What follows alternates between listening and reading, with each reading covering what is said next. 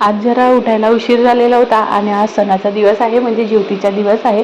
तरी पण येऊन मी थोड्या वेळ निवांत मस्त आपल्या दारात बसली. मग मस्त नाश्ता केला. नाश्त्यामध्ये आज थालीपीठ आणि मस्त लोणचं घेतलेला होता, आईकडून आणलेला. मग त्याच्यानंतर ते खाऊन वगैरे झाल्यानंतर मी निघाली बाहेर. बाहेर निघाल्याबरोबर बघते तर काय, चपलाचा नुसता पसारा झालेला होता. आणि तो कोणी केला होता? या माझ्या अयांश बाळाने. अयांश बाळ एक ठिकाणी एक वस्तू राहू देत नाही. मग ते ठेवून झाल्याच्या नंतर मी गेली इथे. चपलांचा पसारा बघत नाही, ते एका ठिकाणी ठेवलं. त्याच्यानंतर म्हटलं चला गार्डनमध्ये जाऊया, जरा गार्डन बघूया. गार्डन बघायला गेली तर तिथेच दिसली मस्त रांगोळी. आईने टाकलेली होती, खूप छान रांगोळी टाकलेली होती.